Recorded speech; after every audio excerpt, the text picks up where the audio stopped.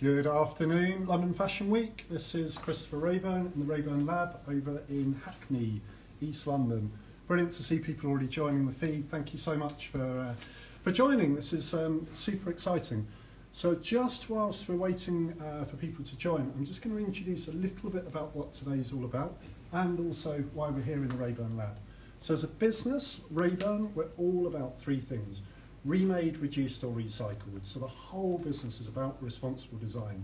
And what's cool is that if you come and join me on a little mini tour as we come through the space, everything that you see within the Raeburn Lab is either remade from something else, and Jolien, you've just got your finger over there, the camera there, it's this one here. I was just saying how important it is that these things are human, so that's good. So everything in the space here is either remade from something else, it's recycled or reduced, and what that really means is a focus on waste reduction, our responsibility, our impact, and really trying to do everything we can to help with that. And as you come through the space here, what's really unique is that actually we're so much more than just a normal design studio. The space itself, in fact, is a store, so we're open Thursday through to Sunday. It's then also a space for community, creativity and craft to come together. So we do a lot of workshops here, we also do a lot of tours, so it's all again about educating and inspiring. So today,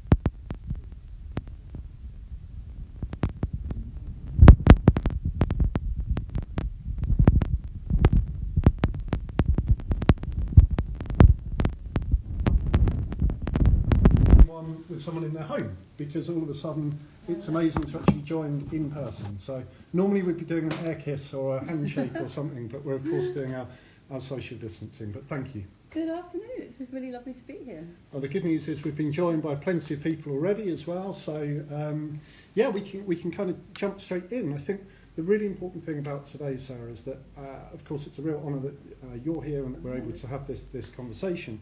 But really importantly, it's about the audience as well. And so the whole thing of Raeburn Connect, it's about really being accessible. It's hopefully about us learning together. And so we really welcome questions that come through from the audience. And because we're on a slant like that, I'm going to do my best to read them as they come through. But yeah, really kind of encourage that. And as I say, I think a lot of the audience tends to be young designers coming through, as well as everything from creatives, maybe people looking to start their own businesses. So we're going to jump straight in. And the first sort of question really that I have, a lot of the work that you do and that you've been famous for, it's Vogue runway, right? And it's catwalk shows, and it's all of this. So all of a sudden, very straightforward, and the questions won't always be one way. I know you'll be hitting things, but how have the last kind of 6 months been for you? And then specifically the last fashion week, you know, because all of a sudden everything's been turned on its head. So.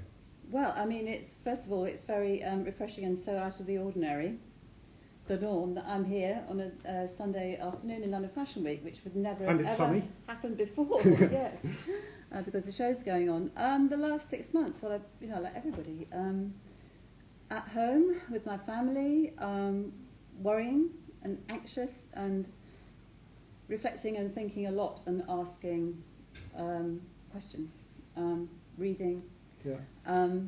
And being out in nature as much as possible, as around my in my radius, a couple of miles. Fantastic. So maybe just it'd be good to understand what's the normal kind of fashion week cycle, and maybe if I say it a bit provocatively, kind of circus at points could be like with you previous, so pre-COVID. What would you have been sort of immersed in at this time? And where would you have been already, and where would you be going to? Well, it's Sunday, so London Fashion Week would have started on Thursday. and from that point I would be running with everybody else from show to show in traffic, incredibly stressed, worried about watching runway shows, and then going backstage with all the other journalists and sticking our phones in your face to ask for quotes, and then running on to the next show. And then that would continue to, packing to go to Milan. Same and thing. you'd have been in New York, right? Before. New York, would have happened. Yeah. And then on to Paris for sort of, I don't know, for 4 weeks, after which you're absolutely mentally, physically exhausted, and I'm not able to think. So, and at the same time, you're doing reports. Yes, well, I report shows with many people in our team, but we're meant to report and synthesize everything we feel and we know and we've learned in a matter of hours, and then perhaps stay up all night finishing, and then getting up 8 o'clock in the morning repeatedly again and again. Yeah. Which is kind of the reality, of course, for yourself, but generally a lot of times within the industry as a whole, right? It's very attritional. Everybody involved in it. I think it's what's very rarely said is a toll on people, as much as on the environment and on airlifting people all around the world to go to shows which cost so much money to the designers, and so that the whole system has been it's been accelerating so much that it was out of control. Yeah. And so do you think now, we had that, there was that rare moment where there was time, yes. Then all of a sudden everyone thought, let's make sure we use that obligation for time. Then it kind of sped up again. I certainly found for myself, all of a sudden I was on calls from 8 a.m. until 10 p.m. or whatever. But do you feel now, having come into London Fashion Week this year and things being very different, do you feel now that this is going to be a genuine change? And let's talk about some of the things you've done. We're on Sunday now, and you kicked off on Thursday, and I know you've seen some pretty amazing stuff, but it would be cool to hear. Yes, well, our work as journalists now is a combination of Zoom conversations, which I actually really enjoy. I'm actually in this job to learn from people, to hear what they're saying, and to have two-way discussions, and so conversations have been really, really interesting. And then going to appointments to see people one-on-one, as we are today. Yeah. And the writing has changed as well, because now fashion communication is shifting to film. It's very interesting to see how fashion film and communication is changing. And I think the best thing about that is that we're seeing how things are made, the best and the most. It's a whole field which is developing very fast, and there's no. It's a kind of wide open field, because there are no formulae anymore. Yeah. And I like that. Yeah, that's a really nice way of putting it. There's no formulas anymore. I think it's kind of level set, right? Where now it's about, for me as well, the opportunity of creativity coming to the fore in different ways. So it's no longer, you mentioned earlier that there are brands out there that will spend millions on their shows, right? And obviously as a small designer or a small brand, you can't compete with that. Whereas what's exciting now is that actually through a combination of technology, innovation and creativity coming together, you can actually do really compelling and different things. Yeah. Well, I have to ask you, how much would a fashion show have cost you? The shows that we were doing all in, it's minimum £30,000 to £40,000, somewhere around about there. And we're obviously a small brand, and we were very fortunate to be showing on the schedule at London Fashion Week, so we had the platform and the sort of production. But the moment, we did shows to begin with off-site, where we were doing things at old tube stations, and we did a thing at the Museum of London.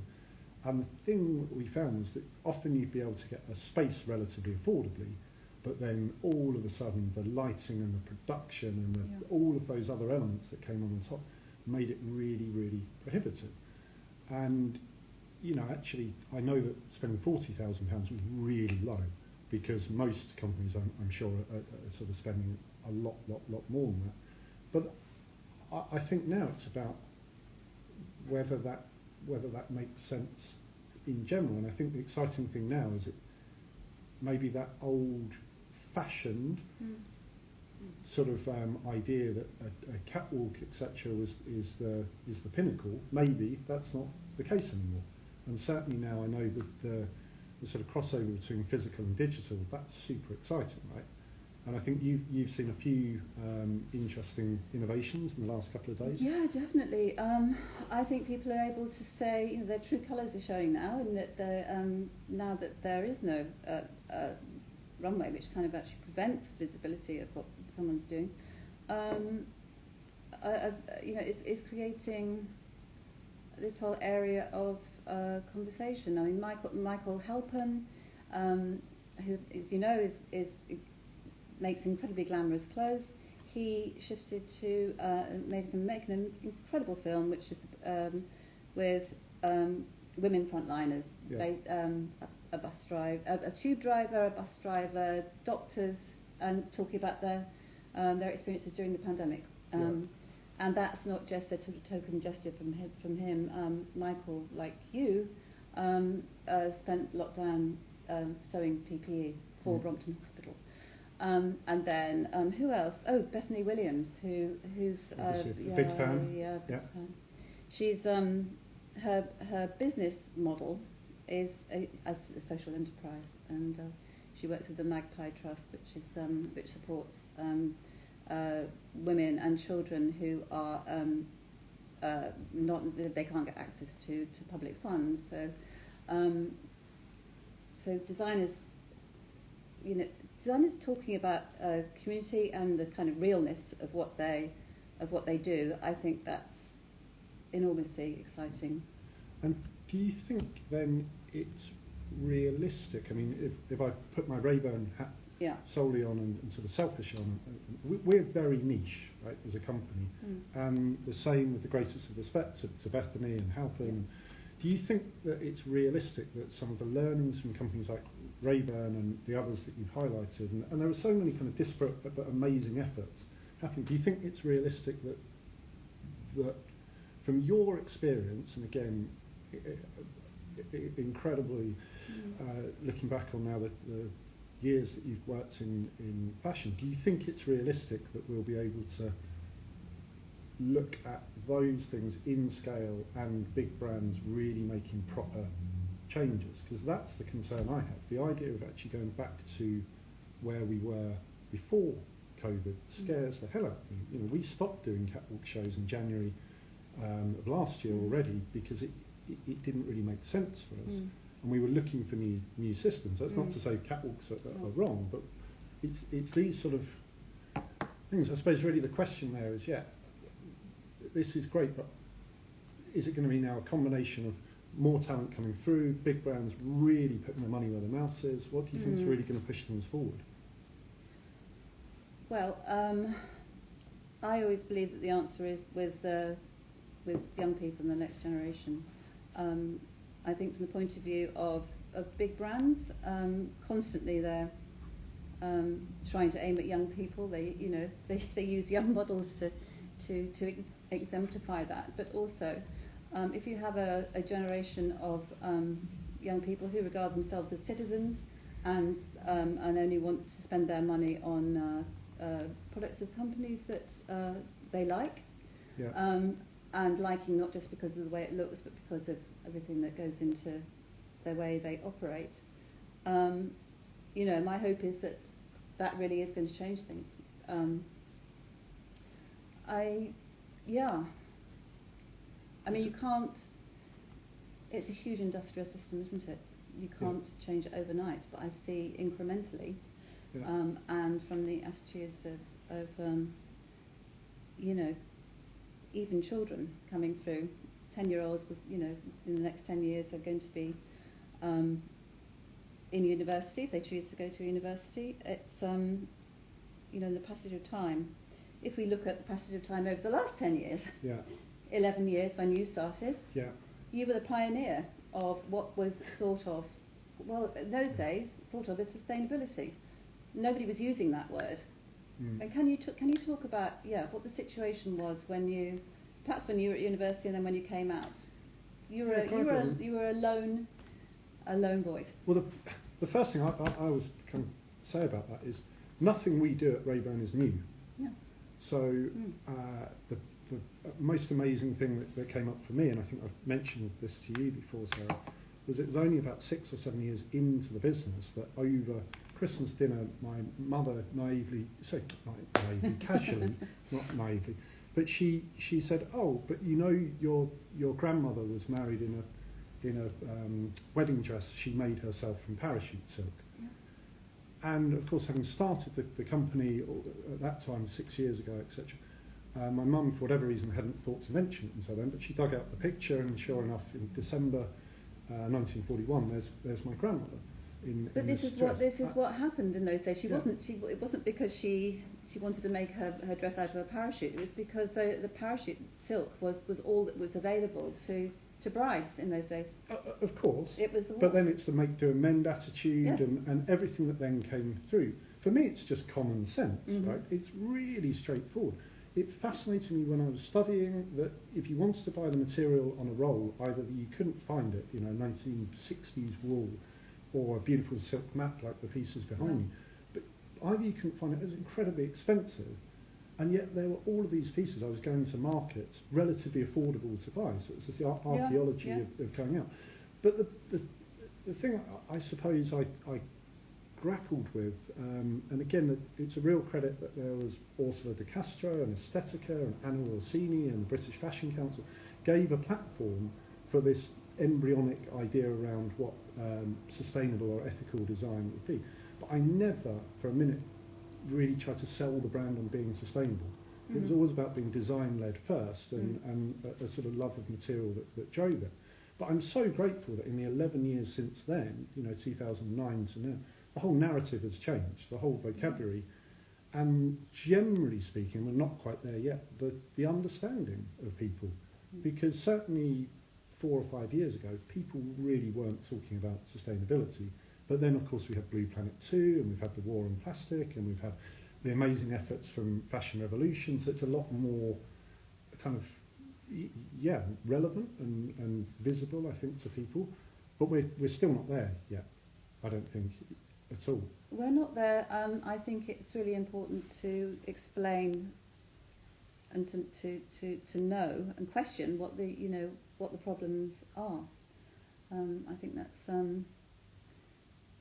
that's what's changing for us as journalists, as fashion journalists. I mean, formerly, the kind of, the judgment was, who's that going to appeal to? Is it really attractive? Does it say something which is different? Yeah. Does it, can you imagine someone buying it? I mean, just on the look. Now, I think so many of us want to know what it's made of. Yeah. And once you start asking those sorts of questions, then, I'm learning all the time.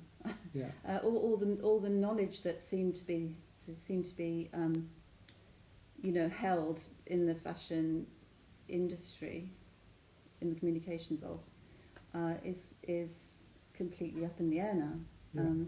And journalism has become, I'm asking different questions. Yeah.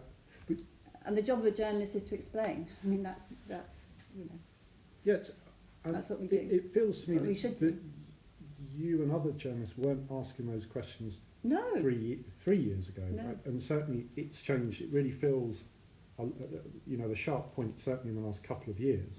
But then, because I know we'll have young designers coming through and students watching now, when you're on those panels for New Gen or the scholarships or all of these things, how much of an onus now, how much of a weighting when you're looking at a designer is now put on the way that they're choosing their materials, or their, you mentioned with Bethany about the social enterprise side of things. Has that now tipped the balance sometimes, where... Well, I mean, what's absolutely amazingly positive is that there are very few people who come up and say they're not thinking about this. And also Ursula of Fashion Revolution has joined us on the panel. So she she helps and guides, and yeah, I think what's really amazing and thrilling is that I feel that my generation, the older generation, is being taught by the younger people now. That's amazing. No, it's really, it's a really extraordinary thing. Here's a question. So when I was doing the NeGen scheme, there was always the question, what's your growth plan? Oh, yeah. And it was always something I struggled with, right? Because I remember sitting, at points in quite intimidating environments, having to explain to, at that point, adults when I felt like a kid. I hope I didn't ask that question. No. But it was, what's the growth plan? I said, well, no. The plan is not to grow exponentially. Yeah. Or I don't want to be on every street corner. Mm-hmm. This is actually about trying to do really quality items, probably in smaller scales. So things like our remade, we only ever make 50 pieces. We make them here at the studio. And do you think now that one of my pet hate words is scale. Yeah. Can it scale? And I think that term only entered the vocabulary sort of driven by investors in fashion who want that kind of growth because they're in it for the short term and they want to make a lot of money to sell that company on, and also. Yeah, why does something have to be everywhere to be good? Yeah. I think rarity and things done in a very special way are self-limiting. That's brilliant. Yeah. Amazing. So I mentioned we've got this high tech device here called a post-it note, which Jodian's kindly written up. So the question for both of us: humans have short memories. Is the fashion system really learning a lesson from COVID? It's quite difficult, right? Yeah, I think humans do have short memories. Yeah, I mean, what do you think? I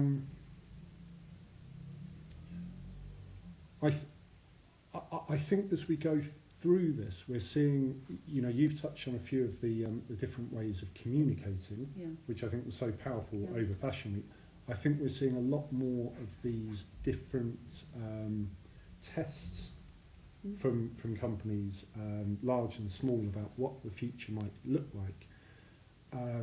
But I think, along with having short memories, we also have a danger that if something isn't successful immediately, it gets thrown to one side, right? So I think, for me, the future for our industry doesn't look like one new system. It looks like a series, maybe thousands of microsystems that then build into one big ecosystem, right? So I think that the key with this, and back to the sort of short memories, is that we have to try and find a way of reminding ourselves that the old way definitely didn't work fundamentally. So we have to try and champion these new ways. But I think it's going to be difficult, and there are some companies that will still be looking at quarterly reports and all of those things, and not easy.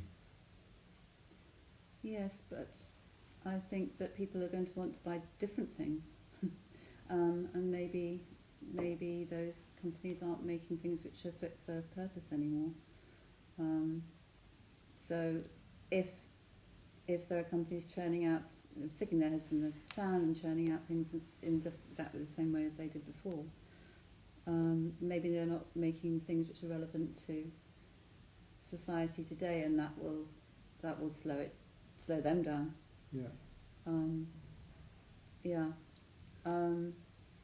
I think what sort of gives me hope, and it's still definitely linked to that question, is that yes, we've got this need to change, and sort of philosophically and positively, I think lots of people do want to do the right thing, right?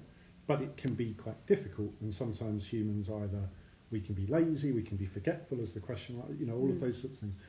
But for the first time, at least, we've got governments now and big companies coming in with completely transparent goals for the first time. So around carbon neutrality, or you know, these sorts of things. And I think that in tandem, for the first time, with the sort of real push of the younger generations looking for better things, not just clothing, but you know, a higher expectation. It does give me hope that for the first time, companies need to step in line, because that's the way that things are going legally, and then you've at least got people that are looking for it, right? Well, I can't think of any legislation in this country actually that has is helping to slow down the UK, you know, mass manufacturing system. But if you look at France, for instance, there's a law has been passed that that textiles can't be burned anymore. Yeah. Okay, that's only one country. You know, those goods can be, if a company really is dead set on burning its overstock or whatever, it will export it. But yeah, that's a government stepping in on. Yeah, you're right. I think on the territory of a particular industry, ours. I described you as forthright views earlier.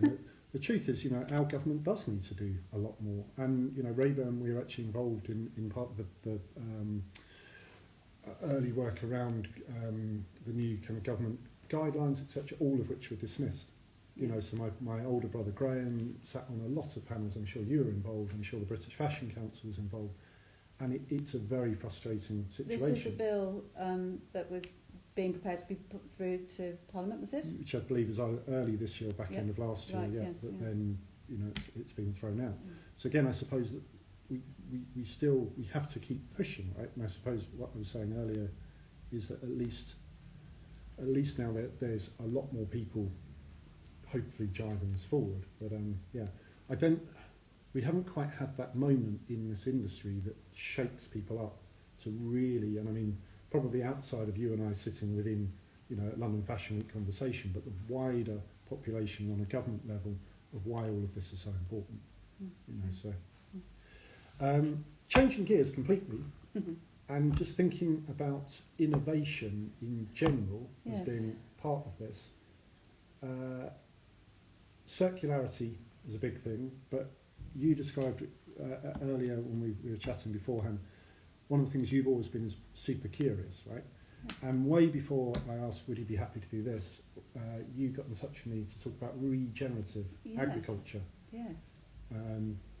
So I thought I'd open it up for your curious nature to ask a few questions and see where it goes. Well, it's not you know all about it, of course, but you know, what we're sitting here wearing, what everybody's sitting here wearing, who's watching, our clothes are made out of things which grew in the ground, or came out of the ground in terms of it being petrol, fossil fuels, which is mind-blowing to think about. So, absolutely, our, you know, the way that clothes are, textiles are sourced from the ground affects the ground and damages it. But you have a very good explanation of why that's important, because it degrades the soil, and the soil can no if it's full of pesticides and fertilizers, it can no longer grow. I mean, that's really, really terrifying on a global level. Yeah, I mean, particularly within cotton, but then arable farming, etc. What we tend to do as an industry is incredibly detrimental, and it gives out a lot of carbon and all of those sorts of things. But the reason that it's sort of front and centre for me is when I put my other hat on. So I work also creative director at Timberland, and it's really an area that we're investing a lot in, is regenerative agriculture and farming in general, because as a brand that obviously uses a lot of leather, particularly for all of those boots and shoes every year, we're really aware of our impact. But then with the regenerative agriculture, again, it's kind of common sense, because it's going back to the old ways of moving cattle in such a way that it then becomes a lot more positive on both planet and people. You know, and you're actually then drawing more carbon from the atmosphere, yes. and then kind of giving a little bit more back in general to the planet. And I again, I see, if you kind of pardon the pun on this, I really just see so many green shoots again around this, and the same can be done with rubber or cotton or all of these things that currently tend to be really detrimental. And you sum things up really nicely. Either what we wear has come from something plant-based, or it's petroleum, right? But I don't think that many people know about, again, the fact it's actually that logical when you think about it. Yeah. But this is the, you know, the whole problem with Western life, that you're so cut off from where things come from. Yeah. You know, food, what we wear, what we have in our homes. It's suddenly there as if by magic. Everything is made. Yeah. We've all just become completely kind of dislocated, right? And it's quite, you know, it really does change your way of seeing, if you really think about that very carefully. Yeah. I mean, obviously it's hard to keep it in mind every moment. But one of the things I'm really excited by is that in London in particular, London's become a hub for biodesign, which is you know, making materials out of that which already exists, growing it without any damage to nature, being part of nature. Yeah. And there's a extraordinary unit called Open Cell, which is in Shepherd's Bush. Yeah. It's in labs. Yeah. And young designers who many of them come from the Royal College of Art, who work with science and design at the same time, the kind of accelerators, to lots of people growing things out of mushrooms and repurposing we've chips. Got cactus leather as well, up on the screen as well, which is this is quite mind-blowing, and now I'm seeing it. There are two courses. There's one at St St Martin's and one at the Royal College of Art, and I believe London College of Fashion, where you can study science and design simultaneously.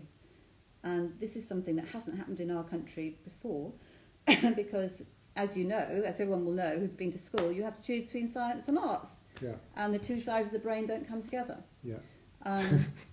But now they're meeting for the first time, and the really great thing about that is that scientists can come up with things in labs which probably are theoretical and possibly quite ugly.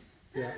But if you have a designer working alongside that person, then they can accelerate something which is really useful and practical in the real world. So that's something that's so exciting that's happening. Super cool. And then it breaches back into your passion around the education side and the scholarships and all of this kind of coming through. So, you know, coming back to the big question of what's next. I'm not sure we've necessarily answered it now, but I don't know what's next. No, but it does. It kind of feels like for the first time we've got all the right ingredients to bake the right cake, right? Yeah. But it's how we can let's put the recipe together in the right way, or really importantly, communicate it in the right way. Yeah. Well, you know, my colleagues, there's a young generation of journalists coming up as well. I'm seeing fashion journalist students calling themselves investigative journalists now. Brilliant. This was not a discipline before. Yeah. I think again, well, obviously newspapers and are changing, but a science correspondent will not understand anything about fashion. The business one probably won't understand anything about fashion, but somebody who comes from the informed point of view of being a fashion journalist can ask those questions, and of course everybody can voice their opinion now. Yeah. It doesn't take being part of being employed by a newspaper to do that. No, So I think that pattern is changing in such an exciting way. And education itself is being questioned and having to change. I've seen, we're talking about sustainability. Obviously, that word we're not happy with, but just as shorthand. Sustainability is being taught in more depth, actually being taught because students are demanding it. Yeah. In the same way as they are now demanding a decolonised education, demanding that libraries are better stocked with the kind of histories that have to be known. Yeah. So I think education is a really, really exciting place now. Fantastic, yeah. And do you think it's fair to say, again, the reason I keep coming back to thinking 4 or 5 years ago, it really does seem that this has accelerated a lot in the last 3 to 4 years, right? Yeah, absolutely. So, okay, wow. So I guess the takeout as well for any young designers, journalists, etc. is be more curious than Sarah. Be definitely. and be as forthright and ask all of those difficult questions. And yeah, as I say, I mean, for me, part of this is still all of those little all of those little microsystems. We have to try and find the right way to fit them all together to make one big ecosystem. Well, I've concluded that localism is the answer. I mean, I do believe in direct action. I believe in. If you think about trying to change the whole world, it's too frightening and it's undoable. Yeah. But you can change what you do and who you do it with. And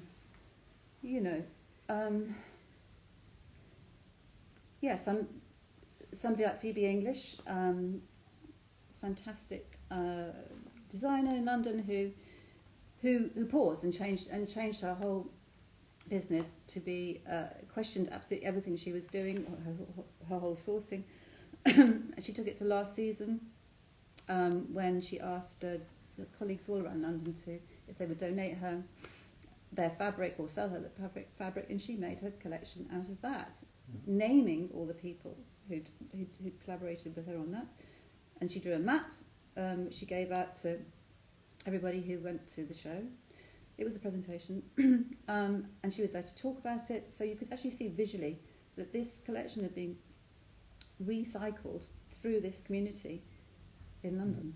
So, that's beautiful. Brilliant. So that's a really good example again of I think what can be so inspiring now. Someone actually making something with very little, completely radical, doing things in a different way, didn't cost lots, and it's impacting, and hopefully I just think it's so important that the small brands and small designers provoke the bigger brands as well. And for me, it's so key that you continue pushing, because I think the subtext to that push is, well, if we can do it, with very low budgets, etc. Why I also think that there's a positive this way of now we're all working mostly at distance.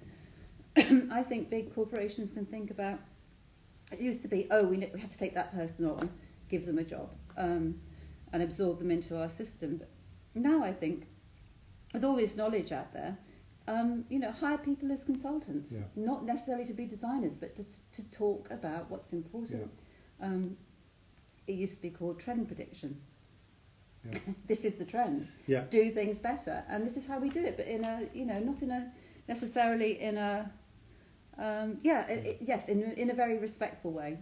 So I think that for a designer who's making something in a small way, that person can also be a consultant and help, be paid by as advisors. Yeah, amazing. Sorry. So we need to wrap things up pretty soon. I'm not sure if we do have any other questions coming through. There's a few. 3 bits here. It's tricky for me to read it upside down, but there's lots of positives coming through. What we're also going to do is just show you a little bit about the new collection. Ooh, because this is, after all, London Fashion Week. So we are going to. I have to get my notebook. Yes, this is where you get into really critical mode. Of course, no problem. Sarah's just grabbing a notebook. It's also just. Oh, thank you. Just on a side note, something we've recently is actually open our fabric store. So actually then building on Phoebe's work, one of the things that we find, because we do the tours here at Raeburn Lab, a lot of people say to us, hey, we want access to recycled material or low volumes, but we just can't get them, particularly on recycled fabrics that tend to be in Asia.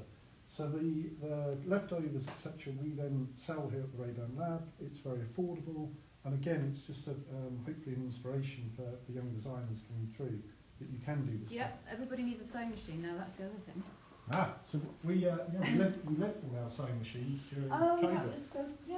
Yeah, so we sent them out to students. So this is our new capsule collection, and everything that you see here has been made from air brake parachutes. So they look like this, and what's its function? So rather than being the sort of parachute that you sort of jump out of an aeroplane with, this one actually pops out the back of fast jets to slow them down. Right. So it kind of opens up almost like a jellyfish, but it's incredibly high quality. And then actually all of these were made right here in the UK by a brilliant company called GQ, who make all of these wonderful things. And so have they been used? No, so these, I'll just show you the original branding.